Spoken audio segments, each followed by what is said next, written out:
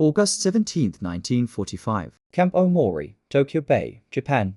The morning sun burned through the smoke and ash that still drifted across Tokyo's ruins, casting long shadows through the skeletal remains of bombed-out buildings visible beyond the barbed wire perimeter. The air carried the acrid smell of charred wood mixed with salt from the bay, and underneath it all, the faint odor of unwashed bodies and disease that had permeated the prisoner of war camp for 3.5 years. In the central courtyard, 273 Allied prisoners, Americans, British, Australians, Dutch, stood in ragged formation, many barefoot, most wearing little more than soiled loincloths and scraps of rotted fabric that had once been military uniforms. Their bodies were skeletal, ribs visible through skin stretched tight over bones, faces gaunt with hollow eyes that had witnessed unspeakable cruelty. They had been told 2 days earlier that the war was over, that the emperor had surrendered, but they did not quite believe it. They had been lied to too many times, had seen hope extinguished too often, had watched too many comrades die from starvation, disease, beatings, and casual murder to trust that liberation was real. At 08 for 7 hours, they heard the sound, the drone of aircraft engines, low and powerful, approaching from the east. But these were not the B-29s that had rained incendiary bombs on Tokyo for months. These were C-47 transport planes, American, flying deliberately low over the camp in a show of presence and power. And then, at the camp gates that had been locked for so long, there was movement. The Japanese guards, who had terrorized prisoners with arbitrary beatings and public executions, who had withheld food and medical care, who had presided over a systematic program of dehumanization that had claimed hundreds of lives in this camp alone, these guards were retreating, backing away from the entrance as American soldiers of the 11th Airborne Division approached. The first American through the gates was Captain Harold Myers, 28 years old, from Ohio, who had fought across the Pacific from Guadalcanal to Luzon. He carried no weapon in his hands. Instead, as he entered the camp and saw the condition of the prisoners before him, the living skeletons, the men who could barely stand, the evidence of prolonged torture and neglect, Captain Myers did something that no one in that camp, prisoner or guard, had expected. He strolled 3 paces into the courtyard, stood at attention before the assembled prisoners, and bowed, not a casual nod, but a formal bow, a gesture of respect and acknowledgement, holding the position for 3 full seconds before straightening. And behind him, the 27 American soldiers who had entered the camp did the same, bowing in unison to men they had come to liberate. In that moment, something broke inside the prisoners who witnessed it. Not broke in the sense of shattering, but broke open, like a dam releasing years of suppressed emotion. Several men collapsed to their knees, sobbing. Others stood frozen, unable to process what they were seeing. A few, including Marine Sergeant Robert Williams, who had survived Bataan and 3 years of captivity, began to laugh, a sound that was half joy, half hysteria.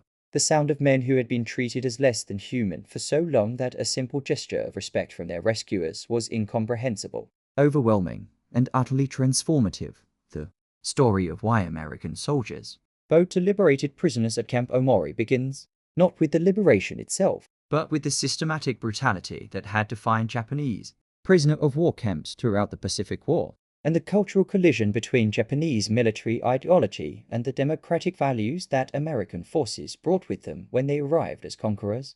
The Japanese military operated under a code called Bushido, which emphasized honor through absolute loyalty, self-sacrifice, and the principle that surrender was the ultimate disgrace. This code was perverted during the militaristic period, leading up to World War II, into something far darker, a belief system that viewed surrender not just as dishonorable, but as subhuman. That treated prisoners of war not as defeated soldiers deserving of humane treatment under international law, but as contemptible beings who had forfeited their right to dignity by choosing survival over death. The Geneva Convention, which established international standards for prisoner treatment, was signed by Japan in 1929, but never ratified by the Japanese government. Even the basic protections theoretically afforded to prisoners under Japanese military regulations were routinely ignored in practice. The result was a camp system characterized by starvation rations, forced labor under brutal conditions, systematic beatings, denial of medical care, arbitrary executions, and a daily regime of psychological torture designed to break the spirit of men whose only crime had been following their own military codes that permitted surrender under certain circumstances. At Camp Omori, where Allied prisoners had been held since 1942, the death rate from malnutrition, disease, and mistreatment exceeded 40%. Prisoners received approximately 600 calories per day, less than a quarter of what an adult male needs to survive, forcing them into a state of semi-starvation. That caused their bodies to consume their own muscle tissue. Medical supplies were virtually non-existent. Men died from easily treatable infections, from dysentery, from beriberi and pellagra caused by vitamin deficiencies. The Japanese guards enforced absolute obedience through random violence. Men were beaten with bamboo clubs, rifle butts, and lengths of rubber hose for infractions as minor as making eye contact with a guard or failing to bow deeply enough. Some were forced to kneel on sharp stones in the sun for hours as punishment. Others were confined in wooden boxes barely large enough to crouch in, sometimes for days. The psychological impact was perhaps worse than the physical suffering. Prisoners were stripped of their names, referred to only by numbers, forced to acknowledge their own worthlessness through rituals of submission that reinforced their dehumanization. The emotional contrast between what the liberated prisoners expected and what they actually experienced when American forces arrived was rooted in years of psychological conditioning that had taught them they were less than human. Captain Thomas Wade, a B-29 pilot shot down over Tokyo in March 1945 and imprisoned at Omori for 5 months, later testified, "We expected the Americans to come in shooting. We expected anger, revenge, summary executions of guards. We had witnessed what the Japanese did to prisoners and assumed it was normal military behavior that victorious soldiers treated defeated enemies with brutality, because that's what soldiers did. Some of us hoped the Americans would be more restrained, but we didn't expect it. We certainly never imagined that American soldiers would show us respect. We were broken men, skeletal and filthy, barely human in appearance. We had been treated as animals for so long that we had begun to internalize it, to believe on some level that we deserved the treatment we received because we had surrendered instead of dying. And then these American soldiers walked in and bowed to us. They bowed to us. It was incomprehensible. We were not worthy of respect. We were defeated, broken, humiliated. But they bowed anyway, not because of what we were, but because of what we had endured. Because they recognized that we were still soldiers, still men, still deserving of dignity despite everything that had been done to strip it away. That gesture saved something in us that years of torture had nearly destroyed the belief that we were human beings who mattered. Wade's testimony captures the profound psychological impact of the bow. It was not merely a polite gesture, but a radical statement of values that contradicted everything the prisoners had experienced under Japanese captivity. The historical evidence of conditions at Camp Omori and similar facilities is extensively documented in post-war investigations, war crimes tribunals, prisoner testimonies, and military records from both Japanese and Allied sources.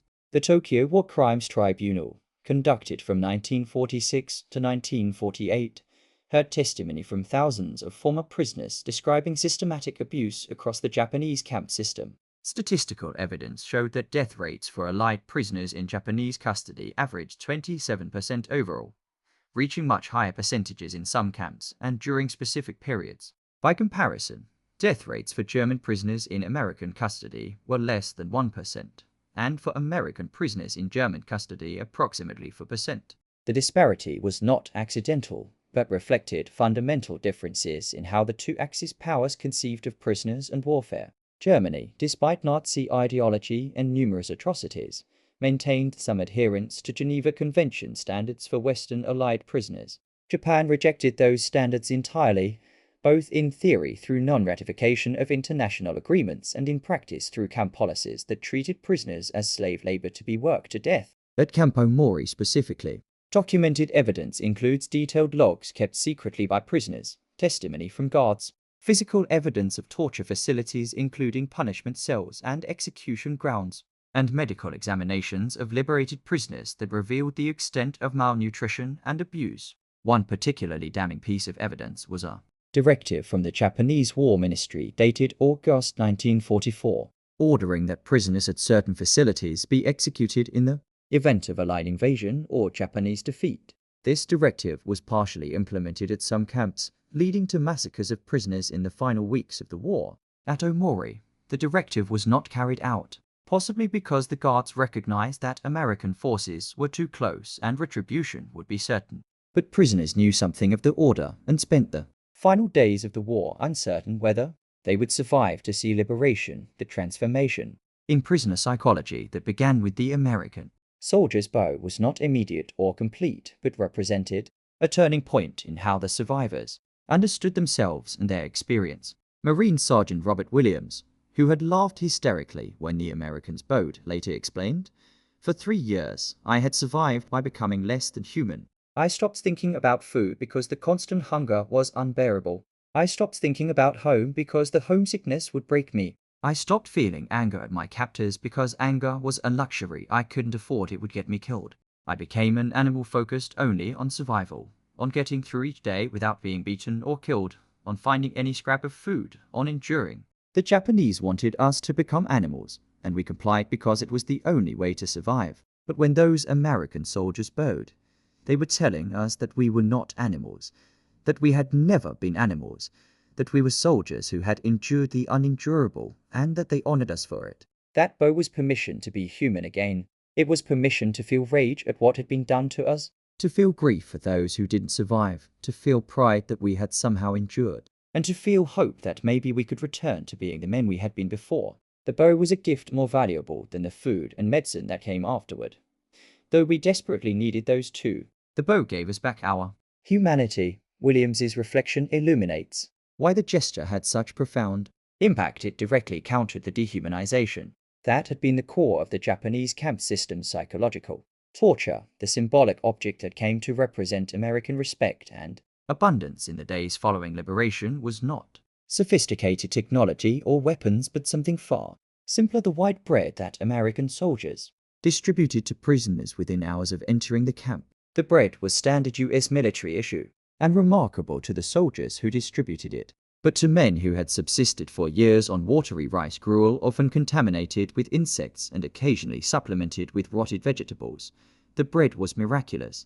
It was soft, white, and fresh, a stark contrast to the moldy hardtack or completely absent bread that characterized their captivity. But more than the bread itself, it was the abundance with which it was offered that stunned the prisoners. The Americans didn't ration it carefully or dole it out punitively. They brought crates of it, encouraged prisoners to eat as much as they wanted, and when supplies at the camp ran low, they radioed for more and had it delivered within hours. This casual abundance, the idea that food was plentiful enough to be offered freely rather than weaponized as a tool of control, represented a fundamental difference in how American and Japanese military systems treated human needs. For prisoners who had watched men die of starvation while rice warehouses had fallen nearby but were denied to them as punishment or control, the American willingness to share abundance was revolutionary. Sergeant James Peterson, captured at Corregidor in 1942 and held at Omori for the final year of the war, wrote in his diary, "They gave us bread, not a measured ration, but all we could eat.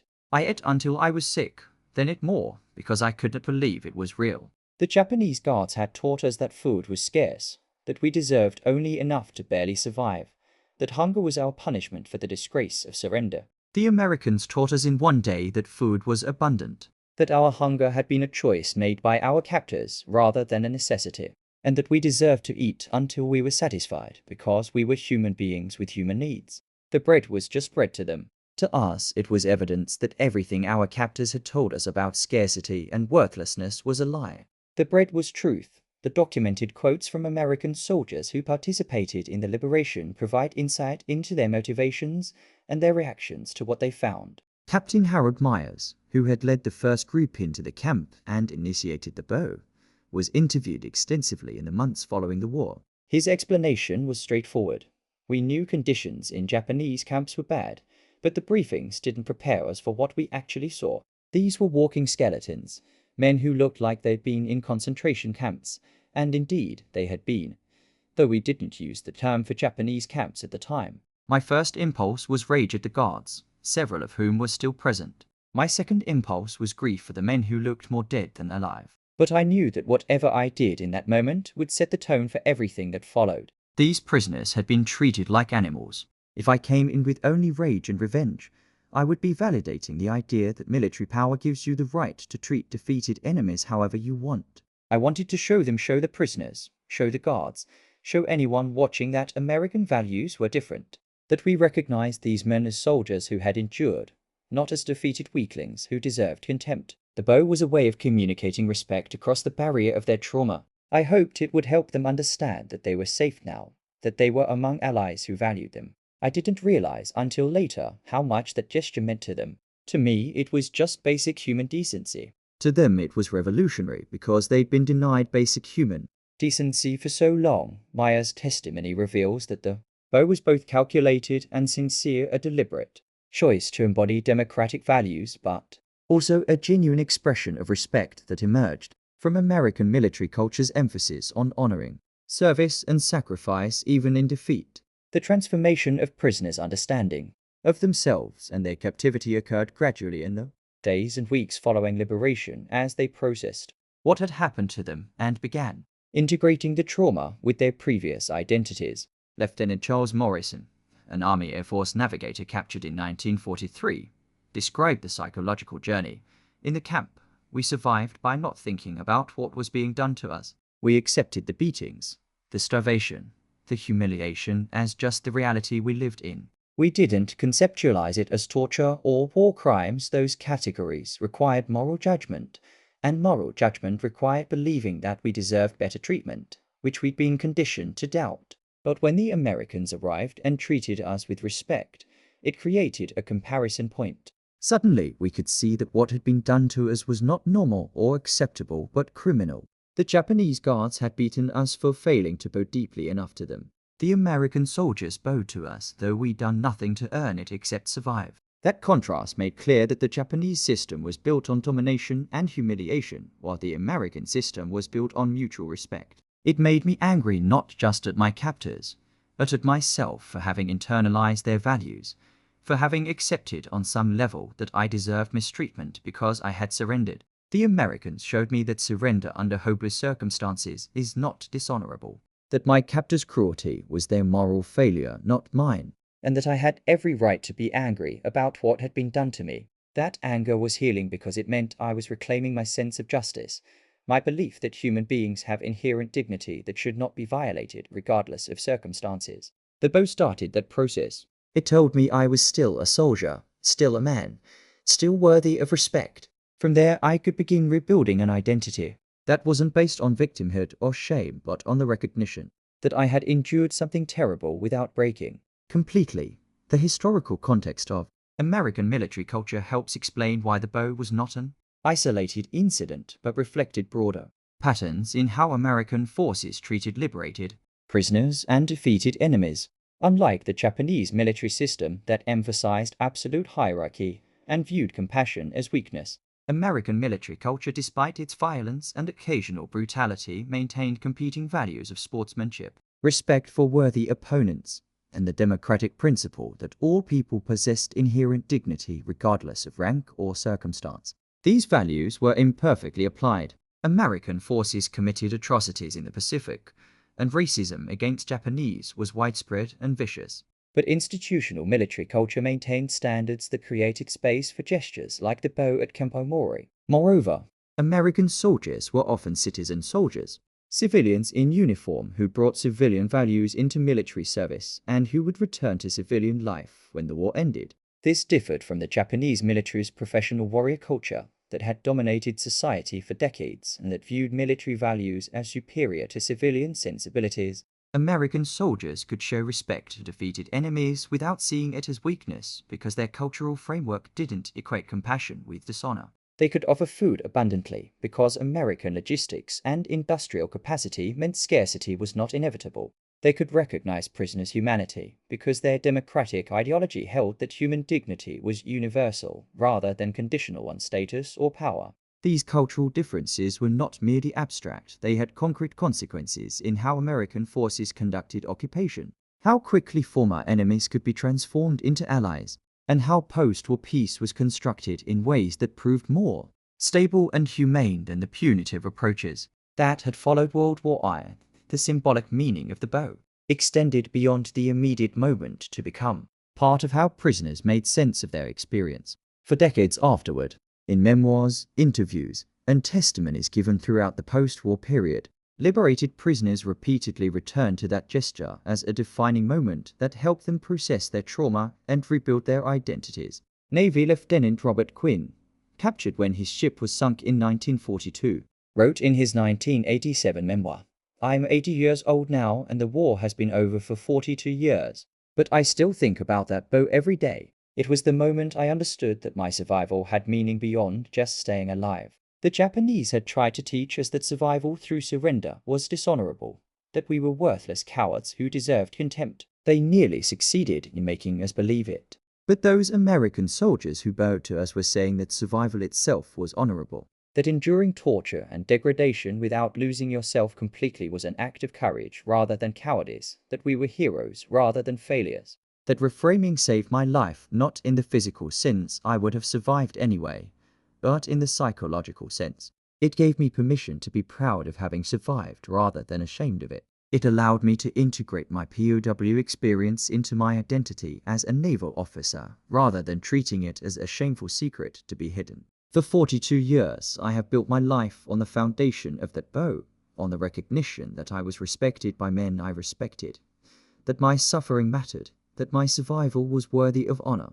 Without that moment, I don't know if I could have built a life at all. I might have been consumed by shame and trauma. The bow gave me something trauma alone could not. It gave me a narrative where I was not just a victim but a survivor, not just a prisoner but a soldier, not just a broken man, but someone who had endured and prevailed. That narrative made life after captivity possible. The aftermath of liberation at Camp Omori involved not just the immediate provision of food and medical care, but a systematic program to rehabilitate prisoners, psychologically as well as physically. American medical personnel, including psychiatrists and social workers, accompanied the liberation forces and conducted assessments that revealed the extent of psychological trauma. Many prisoners exhibited symptoms that would later be classified as post-traumatic stress disorder nightmares, hypervigilance, emotional numbing, survivor's guilt, and difficulty trusting others. The rehabilitation program emphasized treating prisoners with dignity, allowing them autonomy in their recovery process, providing abundant food and medical care, and creating conditions where they could begin processing their trauma. Critically, the program avoided forcing prisoners to immediately recount their experiences or confront their trauma before they were ready. Instead, it created safe conditions where healing could begin naturally. The bow at the beginning of liberation set the tone for this approach. It communicated that prisoners were respected as individuals rather than treated as passive recipients of care or as damaged goods to be fixed. This respect extended through every aspect of the rehabilitation program. Prisoners were given choices about their treatment, consulted about their needs, and treated as capable adults rather than as helpless victims. This approach reflected both American democratic values and emerging understanding of trauma psychology. It stood in stark contrast to how Japanese military culture would have handled similar situations by denying that psychological trauma was real, by emphasizing stoic endurance, and by treating any admission of psychological difficulty as weakness or cowardice. The epilogue of the Camp Omori liberation story extends far beyond August 1945, into the decades that followed as survivors grappled with their experiences and as American-Japanese relations transformed from bitter enmity to close alliance.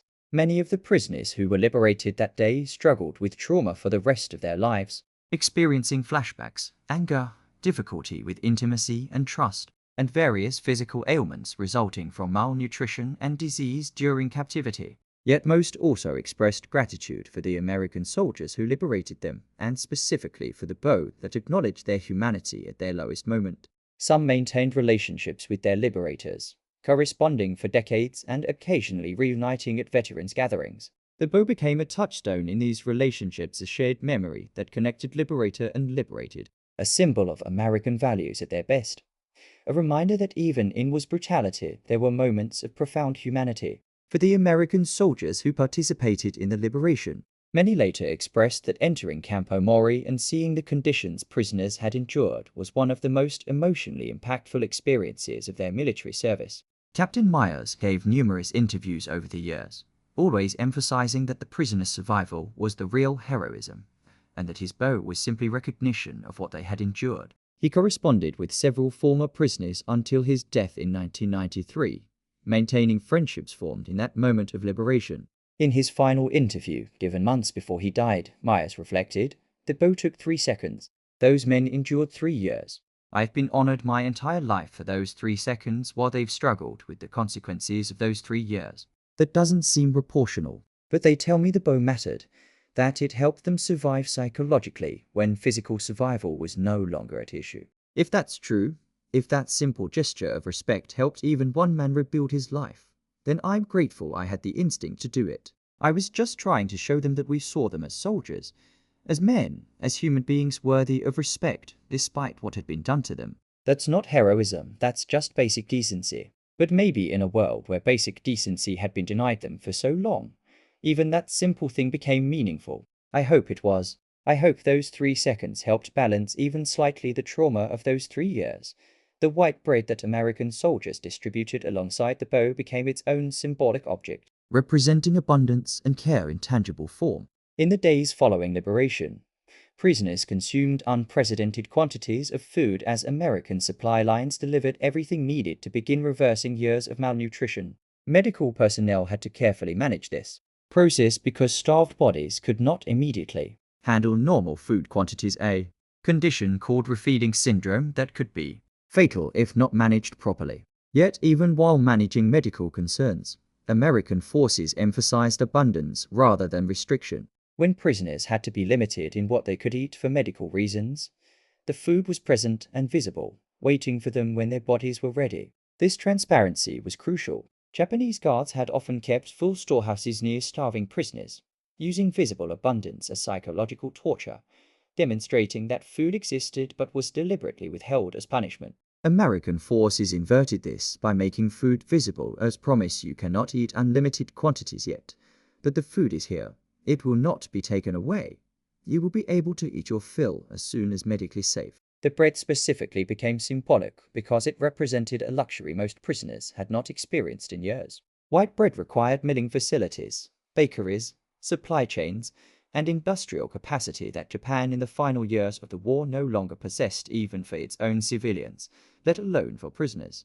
The bread's softness, freshness, and whiteness represented American industrial might and logistical competence. Its abundance represented American values of provision and care. Its free distribution represented the transformation from captivity to liberation, from scarcity to abundance, from being treated as less than human to being treated as deserving of full provision. Decades later, survivors would describe the taste of that first bread with perfect recall: the texture, the flavor, the emotional experience of eating something that was both physically nourishing and psychologically healing.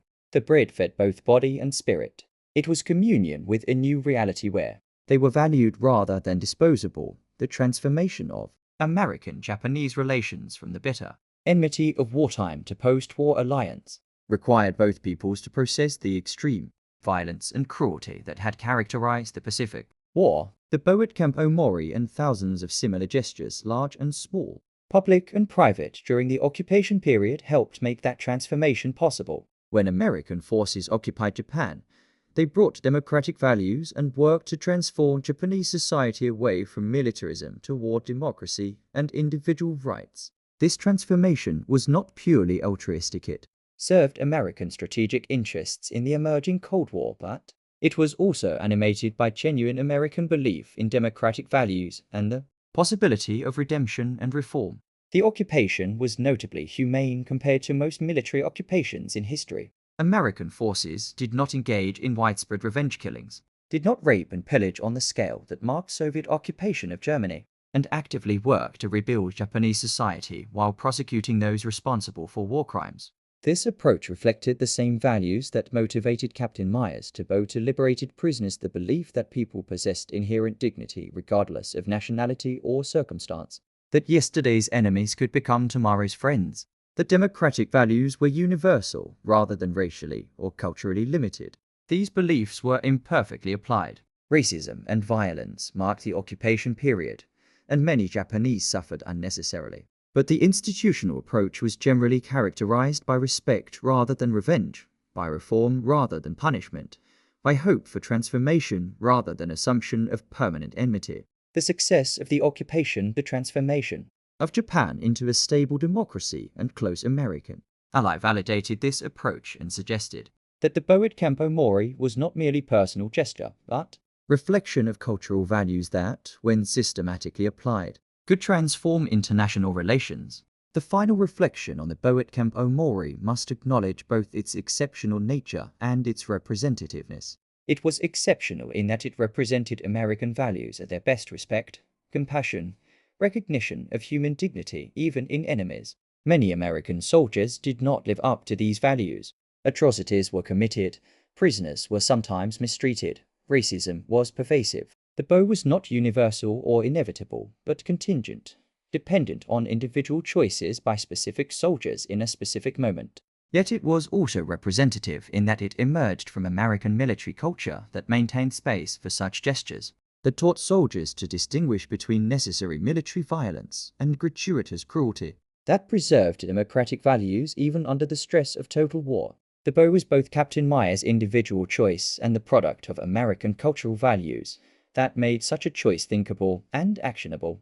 75 years later, the story of American soldiers bowing to liberated prisoners endures because it captures something essential about the war's meaning. The Pacific War was characterized by extreme racial hatred, casual brutality, and systematic dehumanization on both sides. It was a war where mercy was scarce and cruelty abundant.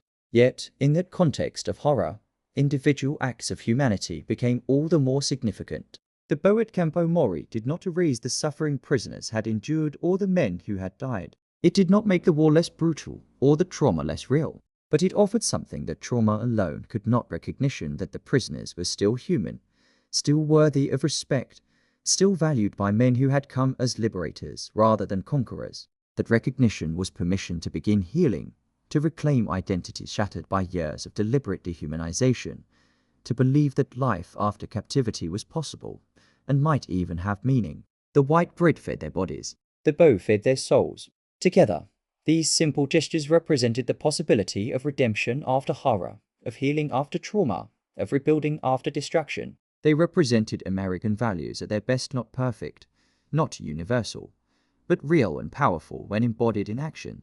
The prisoners who wept when American soldiers bowed were not weak but human, not broken but healing, not defeated but liberated. Their tears were recognition that the long darkness of captivity was ending, that respect and dignity were being restored, that they were among people who saw them not as numbers or animals or contemptible cowards, but as soldiers, as men, as human beings who had survived the unthinkable and who deserved honor for that survival. The bow lasted 3 seconds. Its meaning endured a lifetime. That asymmetry between gesture and significance reveals something profound about human nature, that in our darkest moments, simple acts of recognition and respect can save us, can remind us of who we are when everything else has been stripped away, can restore hope when hope seemed permanently lost. The American soldiers who bowed could not have known the full meaning of their gesture. They offered respect sincerely, but without comprehending how desperately that respect was needed, or how long its impact would last. But the prisoners knew. They carried that moment with them through decades of healing, through the difficult work of rebuilding lives from trauma's ruins, through the ongoing process of making meaning from suffering. And in their stories, told and retold, preserved in memoirs and interviews and quiet conversations with grandchildren, who could not quite understand what the old men had endured or why. Simple bow mattered so much in those stories. The bow lives on, testament to the truth that human dignity cannot be destroyed, only obscured, that respect can heal wounds violence inflicts, and that even in war's worst horrors, even between bitter enemies, even after years of systematic cruelty, the recognition of our shared humanity can break through and redeem us. The soldiers bowed, the prisoners wept, and in that exchange, something was transmitted more powerful than any weapon: the possibility of hope, the reality of respect, the promise that dignity survives and that we remain, always and essentially, human.